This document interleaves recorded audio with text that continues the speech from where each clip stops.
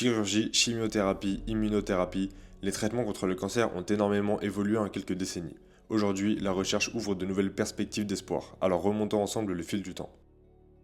Dans les années 50-60, la lutte contre le cancer repose essentiellement sur la chirurgie et la radiothérapie. C'est aussi le début d'une recherche plus structurée. À cette époque, les traitements sont encore peu ciblés et les effets secondaires souvent très lourds. Dans les années 70, la chimiothérapie devient un traitement courant. L'idée, attaquer directement les cellules cancéreuses. Mais cette approche a un coût, des effets secondaires très difficiles à supporter pour les patients. C'est aussi durant cette période que la lutte contre le cancer devient une priorité nationale. Grâce au progrès de la biologie, les chercheurs découvrent que chaque cancer est unique. C'est le début des thérapies ciblées. Plutôt que de détruire toutes les cellules, ces traitements attaquent uniquement celles qui sont malades.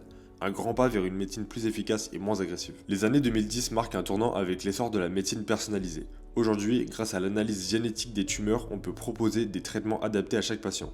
Et surtout, l'immunothérapie révolutionne la prise en charge. Elle permet au système immunitaire lui-même de combattre les cellules cancéreuses. Une avancée qui change la donne, notamment pour des cancers comme le mélanome ou le cancer du poumon. Aujourd'hui, la recherche se tourne vers des technologies encore plus innovantes, la nanomédecine, les thérapies géniques et même l'intelligence artificielle. L'intelligence artificielle permet d'analyser des millions de données en quelques secondes pour identifier les traitements les plus efficaces. Et les essais cliniques sur des traitements toujours plus précis ouvrent la voie vers un futur où le cancer pourrait devenir une maladie chronique et non plus une fatalité. Grâce aux incroyables progrès de la recherche, les traitements deviennent plus précis, plus efficaces et surtout plus adaptés aux besoins de chaque patient. L'espoir est là et la lutte continue.